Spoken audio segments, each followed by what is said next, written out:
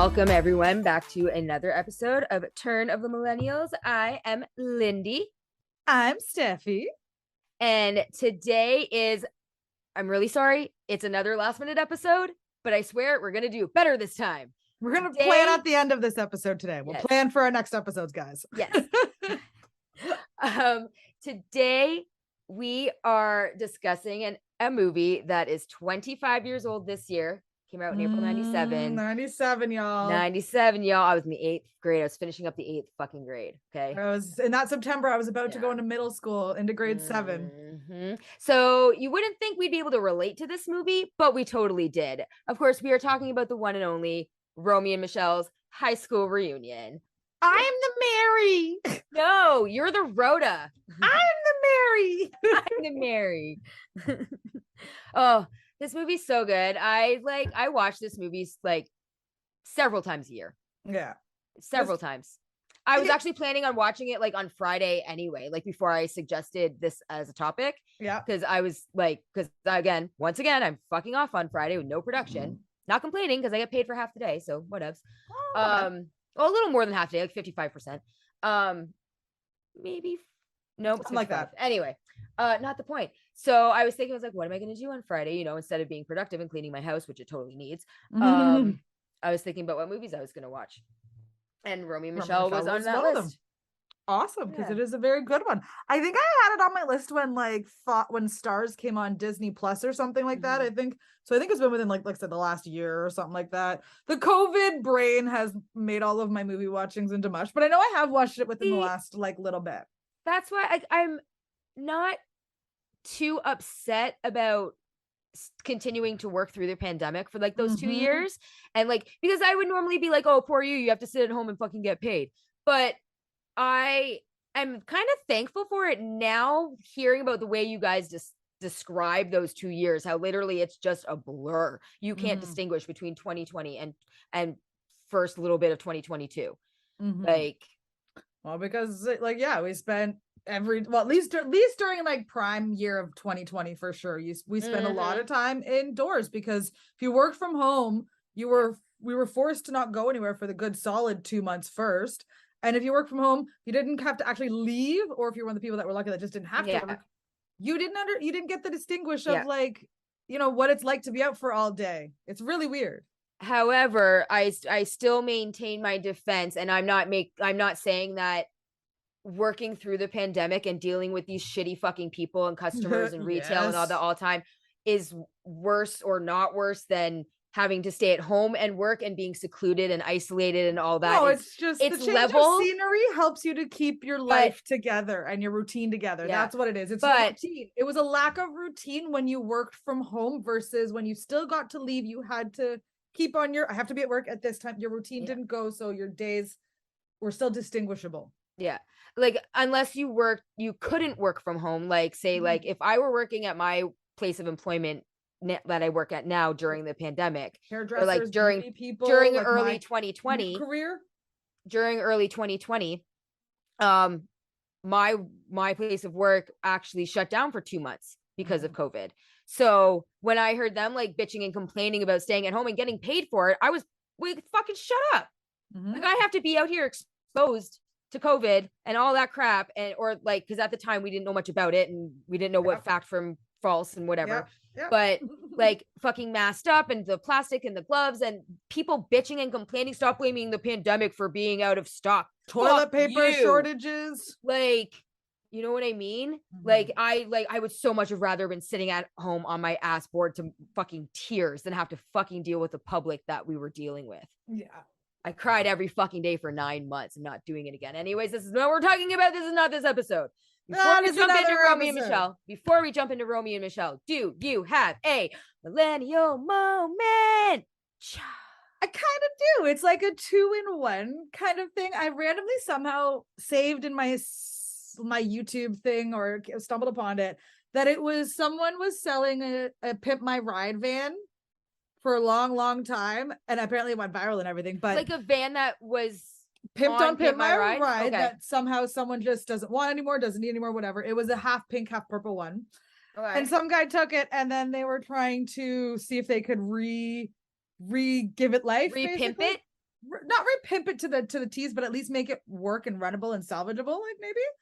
So that was just weird as well, because Pit My Ride has been like forever, and that was hilarious.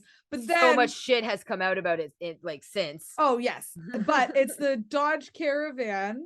And then they were talking about how it was the year where nowadays we don't even think about this. The sliding doors were introduced in like 98 or 97 or something like that. What do you mean sliding doors on vans? Double-sided doors. Sorry, that's what I meant to say. The two-sided doors. Remember how vans always used to have like one door? It was literally only on the passenger side. Yeah. And then that was around the time when they introduced the two sliding doors onto cars. Yes, because I remember, because we had, like, at that time, what did we have? I was 14, 15. You had, I think, the red. We had the red. We had the red van. We had the red. Because that was before the blue. It was a Plymouth something. Plymouth Chrysler. It had like the hexagon or octagon shaped thing with like the star, and it was very boxy, red boxy. Yes. I think it was cherry red. Everybody had this van. Yeah, everybody had this van. Yeah, and we had the K car.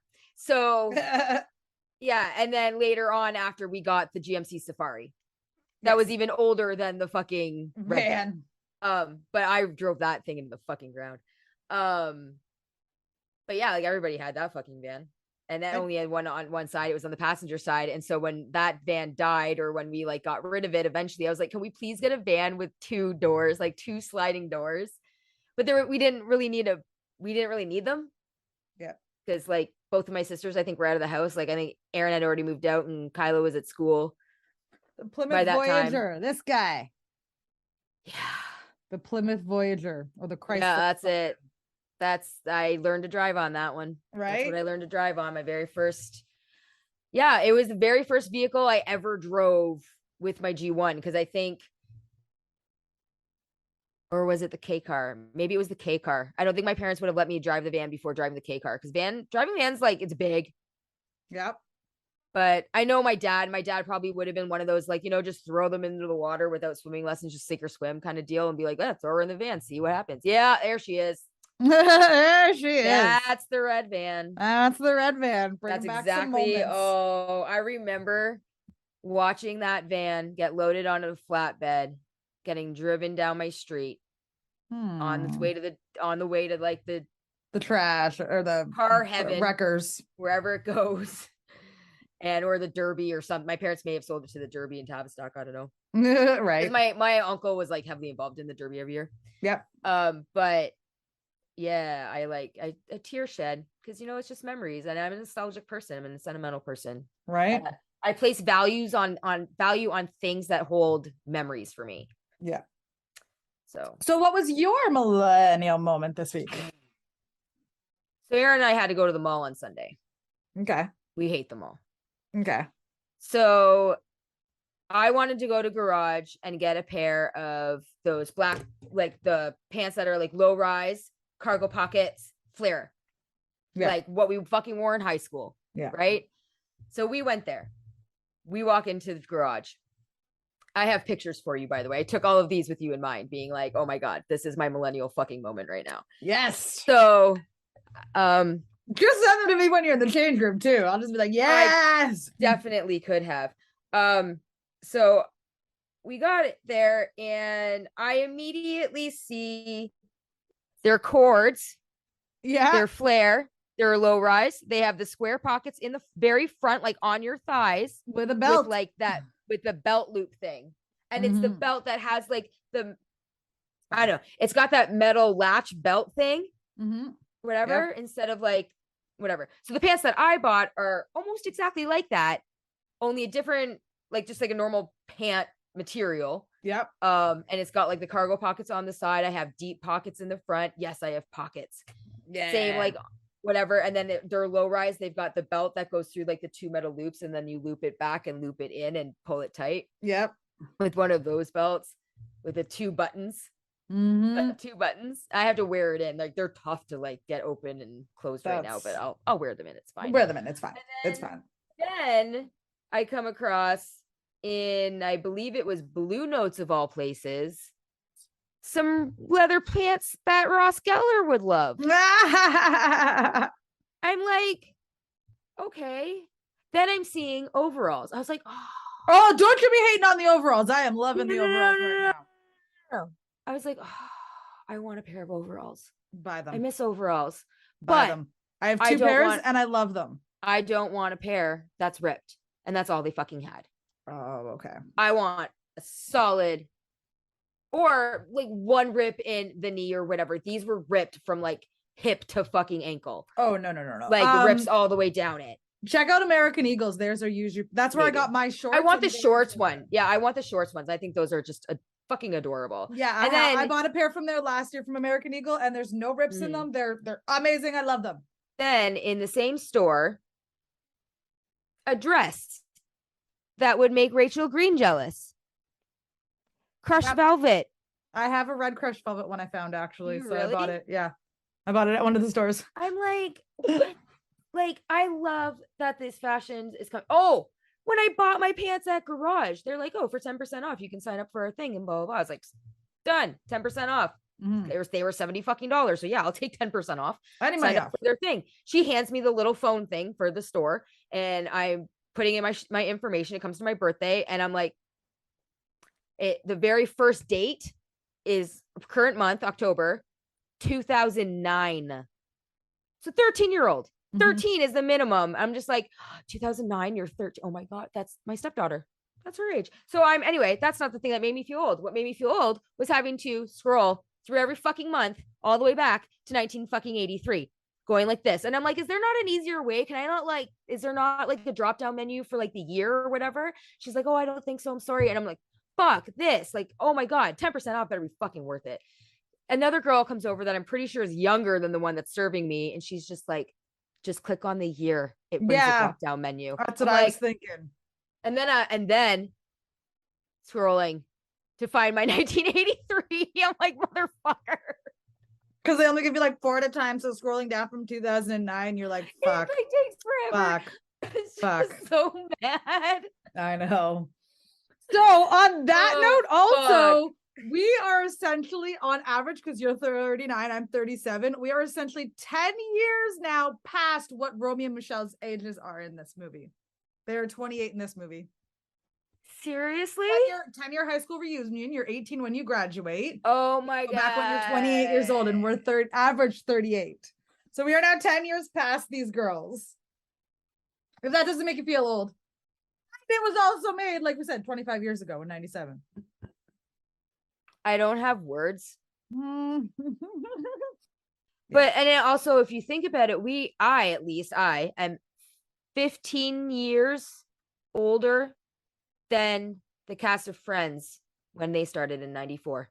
Yeah, because they were like 23, 25. 24, 25 around there. Because a couple of them are all different ages. Well, like obviously Monica and Ross are different age. Because in the first season, Monica's 26. So Ross is like... So Ross would be like 27, 28. So would Chandler, because Chandler and Ross is the same age. Yeah. Joey and Phoebe, I think, are younger than them by like 2 years, maybe. Yeah, something like that. So, but on that note, because Phoebe Buffay was actually in Romy and Michelle. She plays Michelle, and I love this movie so fucking much. It's so good. Yes. So quick little synopsis for those who don't know. Plot revolves around two 28-year-old girls who appear to have not achieved much success in life and decide to invent fake careers to impress former classmates at their 10-year high school reunion. Yes. I don't know about boy, you, do they ever.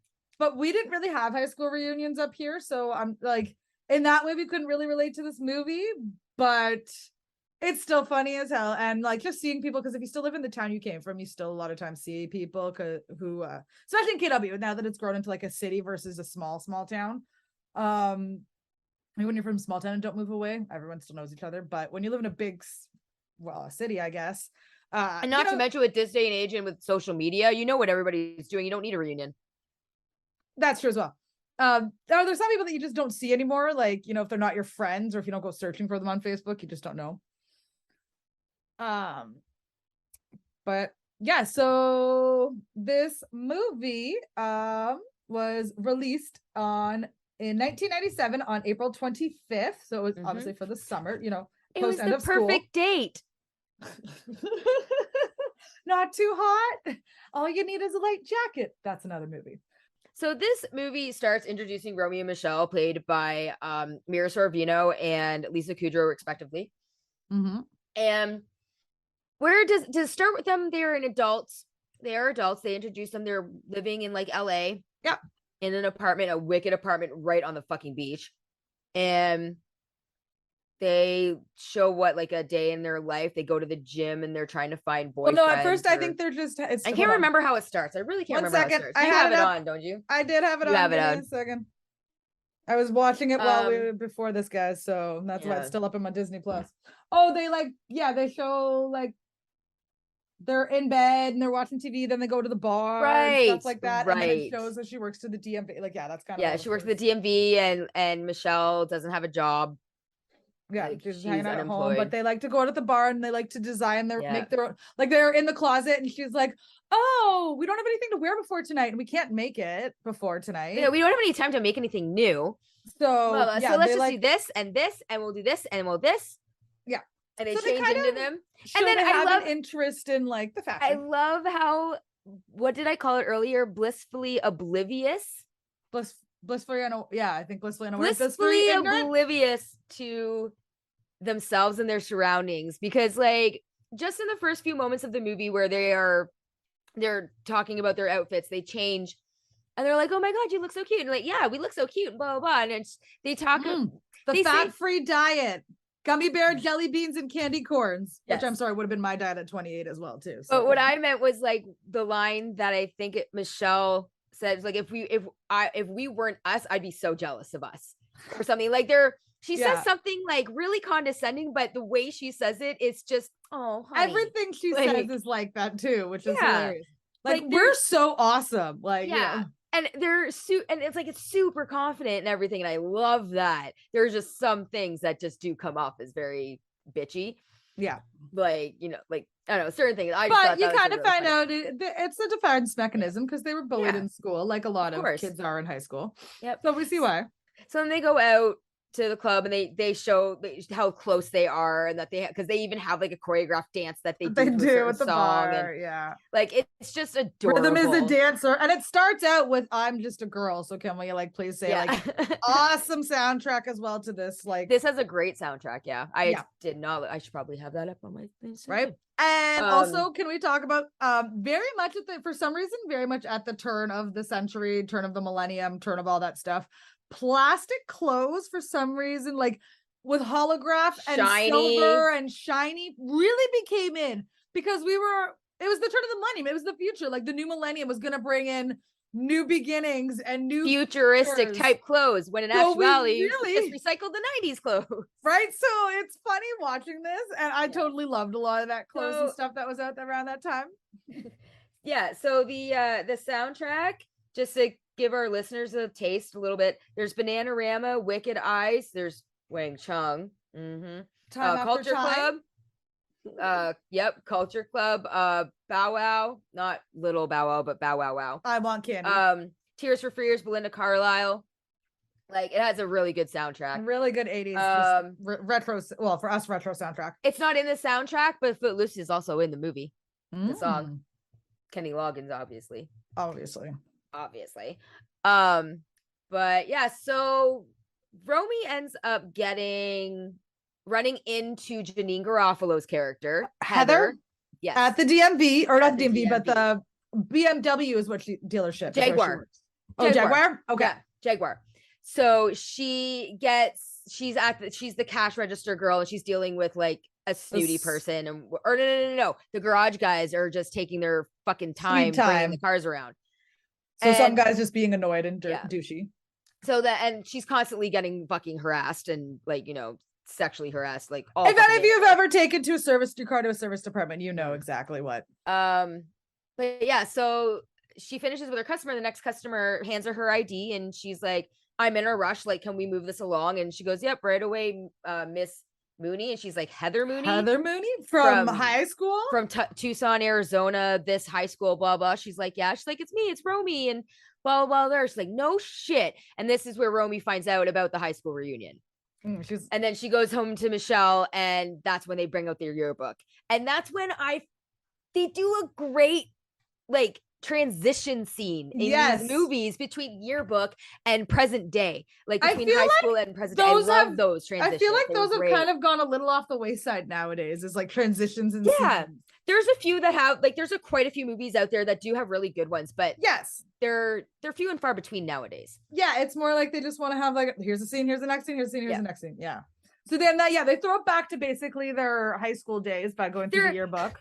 And they're looking through the yearbook and they're going through like this group and dance club and this club and that club, and they're not in any of them because they're loners, and they're like, oh look, there we are, and they're literally just walking past the group of people getting their picture taken. They're like in the background. I love that. So funny.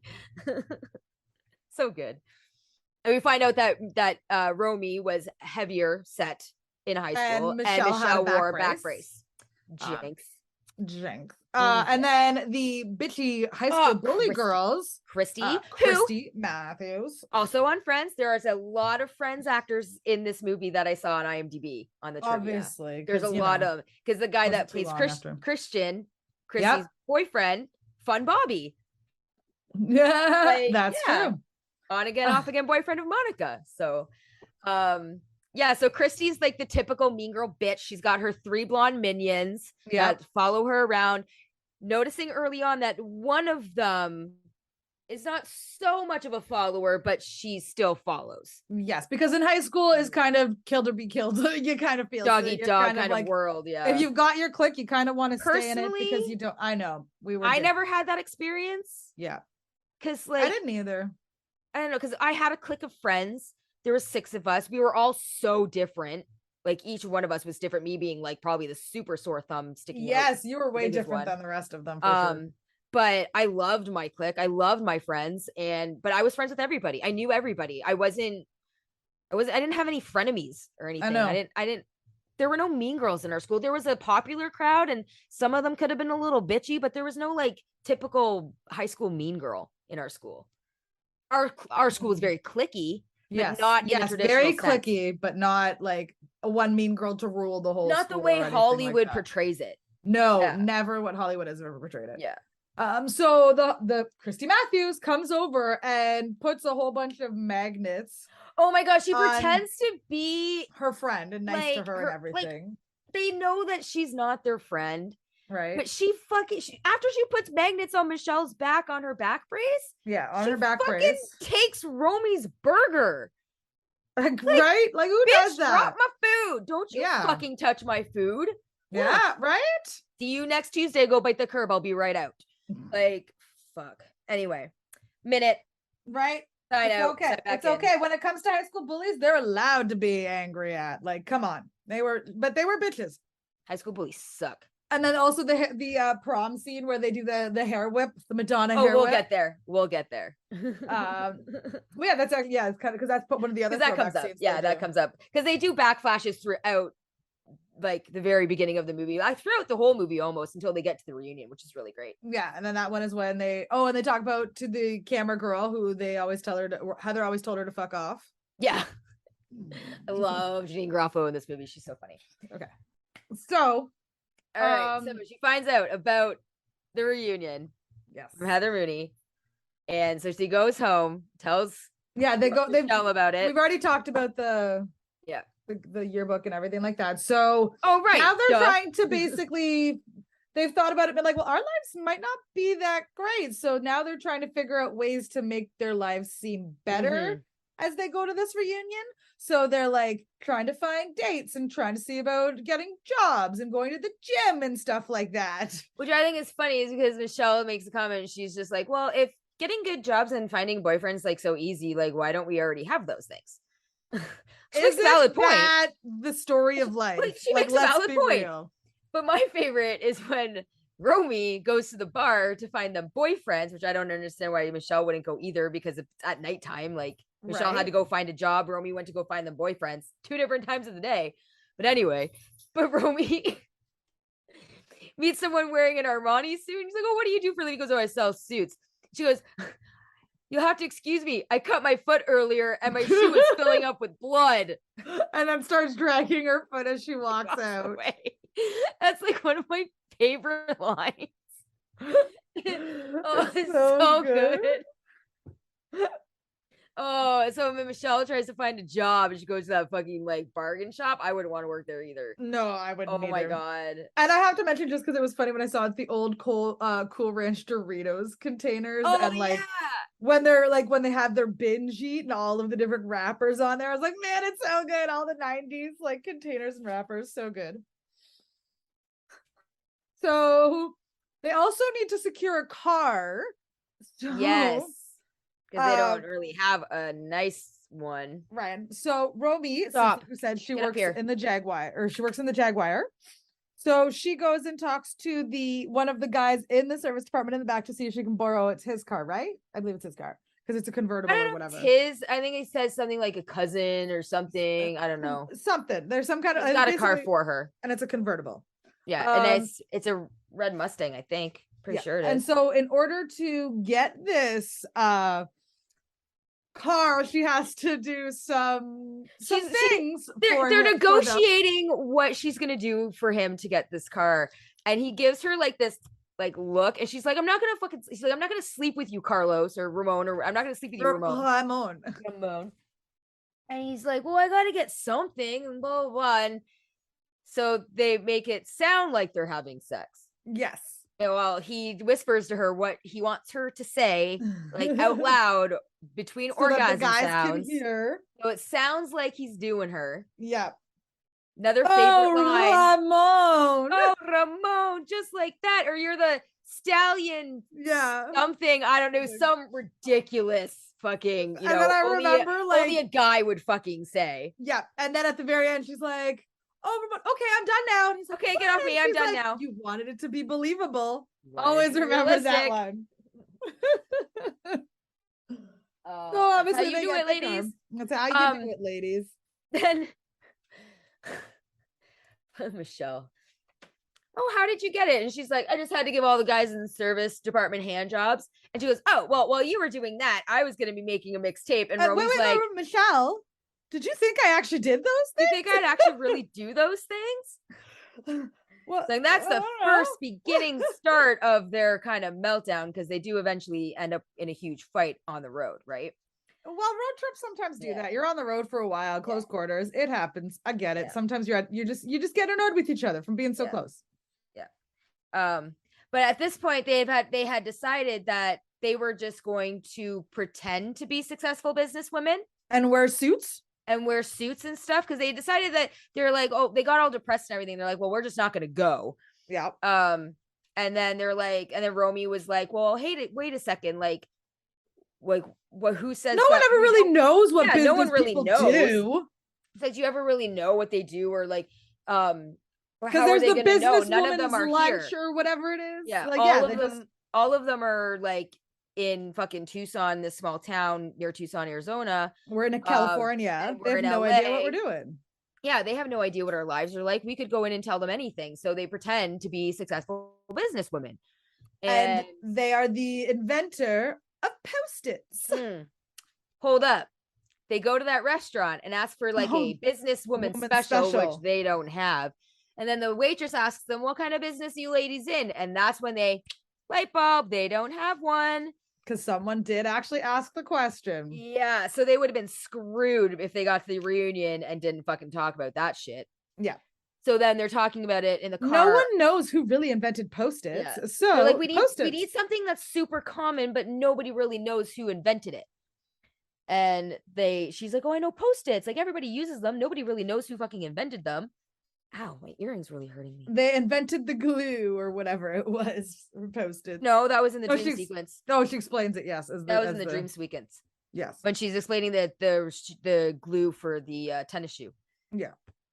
Or the something. Anyway. So that's when they get in their huge ass fight about, like, if anything, you're the Rhoda, I'm the Mary, you're the Jewish one. Yeah, and so basically Romy takes the car. Michelle and it was all because Romy suggested that, like, Romy came up with like, oh, I know, like, we should have like pieces of paper that are all stuck together that we could just take it off the thing and just stick it down. And Michelle's like, well, then what did I do? And she's like, well, you decided to make them yellow, and you have the uncle that owns a paper mill or whatever, and that's what starts their argument that like Michele like fucking She claims feels that like Romy thinks she's smarter than her. always thinks she, Yeah, doesn't and then value her. She's the like, well, prettier one. another favorite line. She goes, "Well, I lost my virginity first. Oh wow, to your cousin Barry. I wouldn't brag So about proud it." of that. Yeah. So Michele had sex with her cousin. Mhm. That's a whole other thing. We're gonna put a Yes. pin in it over here. Yeah. So they They basically don't said talk to each other the rest of the way. Yeah, Michele, they go their kind of separate ways. So when they get in there, Michele obviously goes to find Sandy. And then Romy goes to find what's his face? Christian, because that was her big crush back in high school. And then Sandy had a big crush on Michele in high school. Yes, played by Alan Cumming. Played by Alan Cummings. Yeah. Phenomenal actor. Fucking love him. So great. Like, what can't So he great. do? He's so Nothing. versatile. Oh, he's Spy, like the first Spy Kids. He was also like Wyatt in Josie and the Pussycats. Talk about range. So about range. So good. And then Nightcrawler and X-Men. Yeah. Like, come on. Range. So amazing. Love you, Alan Cumming. Love you. So did you know that he has that a friend that, or he owns a bar in New York called the Cumming Club or Club Cumming? Okay. And every Saturday they have a Romy and Michele themed night where they play 90s music and have a scarf folding table. Amazing. And they do like 90s cocktails and things like that. That is awesome. So I was reading actually when we were on an earlier break, the costume designer for this one was actually the costume designer in Clueless. So very classic, very two classic 90s, apparel movies. Right on. They were very fashion forward movies. So we get to the reunion. Now we don't quite know it, but it is a dream sequence. This first time. Yes. But they don't make it like that until a little later. But so basically they arrive in Tucson and then the girls go their separate ways. Yeah. And then this is when Romy says, she created Post-its. She has the glue, the science, like literally. Because in her dream, she knew the whole entire formula for this specialty glue, which was hilarious. That was Michele. Romy is the one that claimed that she invented Post-its. Oh, yeah. And so Michele said it out of revenge in her dream. Because Michele runs into the three girls, the Chrissy and her, four girls. At this point. Chrissy and the other three girls. And they're like, well, what are you doing? And Romy and Christian walk past behind her, and you can overhear Romy saying like, oh, and I invented Post-its. And Michele just said to call it yellow. Yeah. And so out of revenge. Michele was like, well, actually, I invented this glue that helps. Like that is, it's just whatever. And they're like, oh, Chrissy's like, well, then can you give me a breakdown of exactly like how you came up with the formula for this said glue? Because and Michele just rhymes off all these fucking words, and it's actually the actual formula for glue. Yeah. And she had a whole bunch of like words like velocity or viscosity and epoxy. No. Yep. Yeah, epoxy. Or, I don't know, some shit like that. And not keep in mind, Lisa Kudrow has a bachelor's degree in science. Yeah. I believe it's science. Oh, she's super fucking smart. Yeah. And so is Mira Sorvino. So they called each other Smart and Smarter while they were on set. Nice. But yeah, like she says this whole fucking formula and whatever. And then that's when Toby busts in and she's just like, or no. That's later. That's later. You get it confused sometimes. I know, right? Sandy Frank with his new face. Sandy Frank comes in with his new face and he's all like rich surgery.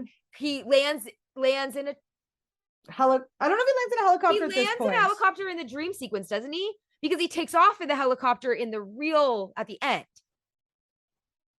Right? You're fast forwarding it right now. You're trying to figure it out, right? Almost right at that spot. Or he pulls up in a stretch limo. He comes up in a limo. Stretch limo, right? Because what's your face is like, come on in through the sunroof. Yes. Remember? Yes. Yeah. Come on.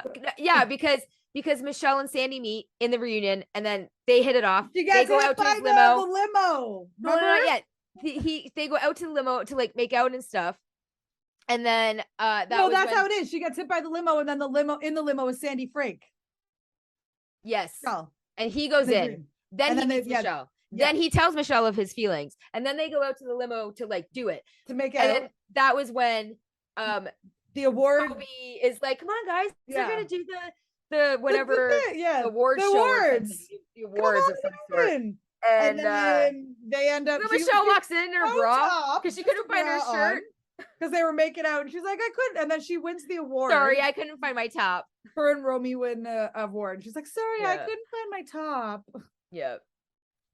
And then so they each win an award. They each win an award. And then they both kind of go into each other's cars and kind of drive away. Yeah, like Christian and Romy go off in the Mustang. Sandy and Michelle go off in the limo. And then you fast forward 70 years. 70 years till they're very, very old and gray. They're 98 years old. I mean, Michelle still looks amazing for 98. Right. But Romy, clearly, she's not so well on her deathbed. Yeah. And then they're fighting about who's the Mary and who's the Rhoda. I'm the Rhoda. Or no, I'm the Mary. You're the Rhoda. Mary. And then she gives her the finger. She flips her the finger because they video call because it's in the future. Which they totally predicted that we would have video calls in 97. Yep. And so Michelle calls Romy because she misses her. Mm-hmm. And Romy is on her deathbed. And then Romy's like, I'll only talk to her if Michelle admits that I'm the Mary. And she goes, oh, I'm the Mary. And she's like, nah. And it gives Romy like a heart attack. She fucking dies right there. She fucking dies, giving her the finger. As like the hospital machine thing in her bedroom is going, ee! She like hits the button and hangs up on her. And then that button is what actually wakes Michelle up from the daydream. Yeah. And then she's actually at the reunion. Turn off. Yeah. Romy went inside, and so she's in an empty car. She's like, okay, I better go inside. And then she meets what's her face? You know, obviously the camera girl or whatever at the front. I can't remember what her Cameron Manheim is a real name. So they are, you know, Romy's already in there. Michelle walks in, see her kind of talking to some people. She ends up talking to, I think it's Lisa. The one who ends up working at Vogue. I think her name's Lisa. Yeah. I think her name's Lisa. She is the one that was kind of, we were saying it earlier, that was kind of off, but not quite the actress, really part of the clique. The actress is the girl that played Meredith in the Parent Trap. Yes. I don't know. That. I guess I should have their IMDb profile. No. Sorry. You want to know? Look it up. It happens. Yeah. So they're talking, and she's in this gorgeous white, like an off green, like green, beautiful. White, mint green, maybe even like a very light shade. Oh, she looked gorgeous. I was like, damn, and her hair was just white? Maybe it is white. Oh, it might be white. Fleek. Yes, on fleek. On fleek. Let's be real, it was on point because we millennials. On point, yeah, we are millennials. So then Romy walks over to Christy and clearly asks kind of about like Christian and like what they're, are you a weather girl like you wanted to be? You know, and she told them in the dream that I'm a weather girl. Yeah. But no, she's not a weather girl. She's knocked up with Christian's like fourth or something. Christian's quote unquote third child. Yes, third child. But we're not too sure about that. Yeah. Because Christian, we learn, says he works in real estate, but he's just a drywaller. Whatever. He fucking works and brings home money for your family. Who cares, sweetie? Like, right? Come on. But and then they're all sitting there still being judgmental because they're little bitches. Yeah. But yeah, it's only the three of them, right? And they're all the three of them pregnant. Now. Yeah, they're basically all pregnant with their little baby daddies. Because that Michelle, usually is what happens in small towns when you never leave. So I love that Michelle is standing off to the side, just enjoying Romy getting ripped by Christy until Christy takes it too far about something. And then Michelle steps in and says something to her. I don't remember. Is that how that goes? Or was it the other way around? Yeah, that's was it what Michelle and Romy stepped in? What? No, it's Romy. Because I said Romy was talking to them. Yeah. Yeah. Because they're like, actually, we invented Post-its. And she's like, Post-its. You invented Post-its. Like just the way she says it. I'm just Post-its. Yeah. But then Heather, what it is Heather comes in and Heather says, Mooney, no, they invented. Like, no, you didn't. We you did not. It in college or grad school or whatever, business school. Well, no, it was. She goes, oh, Romy was just telling us that she invented Post-its, and she goes, no, you did not. She goes, yes, I did. She's like, no, you didn't. Yes, I did. No, you didn't. Yes, I did. She goes, then who did then? And she goes, Art Fry and so Spencer, blah, blah, blah, in whatever year they invented it in it or whatever. And then that's when like the girls start cracking up and laughing. And that's when Michelle steps in, I think. Yeah. And then she's like, so what? Who cares if she fucking lied? At least she's not fat. And you're like, we're pregnant, you half-wit. Still body shaming, not cool. So they end up leaving, going and crying and being like, what the fuck? And she's like, Michelle's basically like, I never thought we weren't cool in high school. Yeah. We had a great time, which goes I to had a show blast. you don't need to be popular and be the best at everything. As long as you've got your little group of friends, it doesn't matter what high school is about. We did. So she told her about, they talk about Michele and Romy saying, okay, you know, we're going to go back in there and we're going to go in there as ourselves. So instead of the black suits, they change into their funky clothes that they make. But we did skip over the prom thing too, because Christy and Christian. Mm-hmm.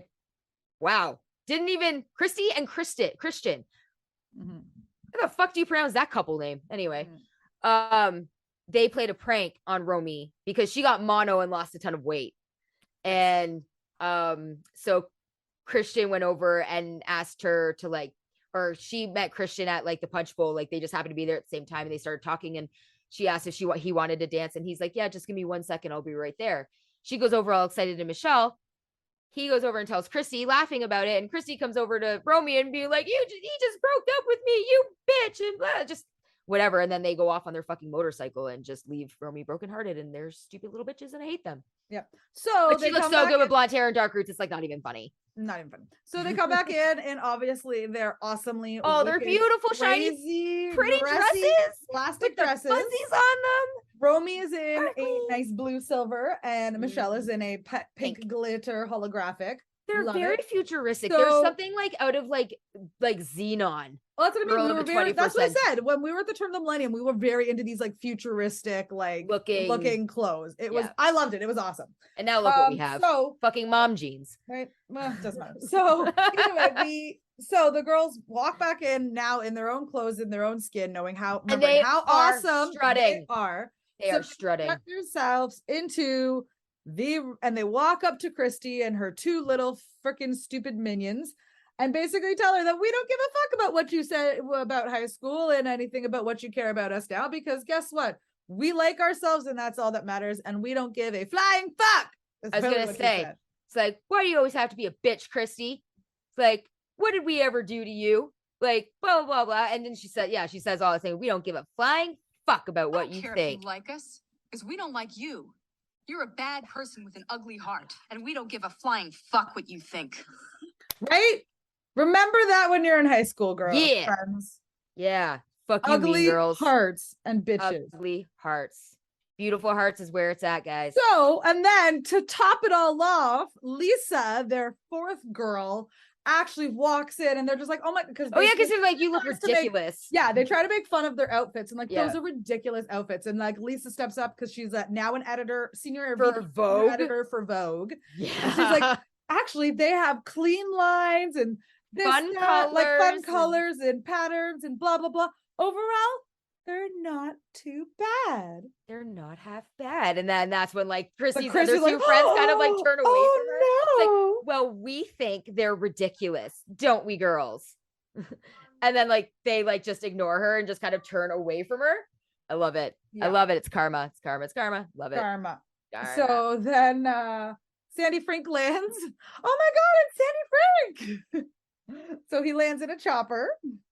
Mm-hmm. And then Heather's like, oh God, Sandy Frink, because that's who I've been in love with since high school. Yeah, she was kind of had this weird secret crush on him, but she was mad because he always had a crush on Michele. Mm-hmm. And so she ends up seeing him. She's like, that's who I had a crush on all these years. Like, oh God. And then it was funny. Walks up to her, Cameron Manheim's character walks up to her and she's like, would you be willing to like sign my yearbook or signing the yearbook? And she's like, oh, and can you not like tell me to fuck off, because that really hurt my feelings. And then that made Heather Moody like really, really happy. But that she also didn't think that she made anybody's life miserable in high school. When she saw how Christy made their lives hell and all this other stuff, and she's like, you know what? I'm sorry I made your life a living hell. And like, because she just saw them getting, and it's like basically someone in high school always made someone else's a life living hell, even if you didn't realize it. Just don't do it. Like, try not to, do that. Yeah, exactly. What I thought was really funny though is when Heather and Michele first talked for the first time, and you're like, so you're not married to Sandy? She's like, Sandy Frink? No. like that's so funny. And then she walks past the table that Toby's sitting at. She's like, hi, Heather. She's like, fuck off, Toby. Like, fuck you. Yeah, that was basically her tagline to Toby. Yeah. So basically Sandy Frank professes his love to Michele. They end up getting married, and he's now a billionaire because, like I said, he made a sneaker thing or something like that. Stop it. What? You skipped the most important part. They dance. I was just about to get to it. No, you didn't, because you were all like, they get married and blah blah blah. No. Yes, you did. Rewind the tape. Yes, you did. Okay, well, that's not what I was getting at. Because I'm literally looking at the scene right now. That's I know. And you said, and they go off and they get married, is what you said. Well, I'm like, what? You would not have skipped over the dance part. What are you talking about? Well, that's not what I was intending to say. So I would have eventually mentioned that they get together. They find out that he's a millionaire, or he's a millionaire now, and all this money or whatever, because he made a glue for a tennis shoe, or a special tennis shoe. And then they are like, oh, well, let's go inside. And then I can't remember the reason why they said, like, oh no, he walks into it. And then they're like, oh, well, can I have this dance? And she's like, but only if Romy can join us. So then they have this threesome dance to Time After Time, which cost $250,000 of the budget to secure the license for the song Time After Time.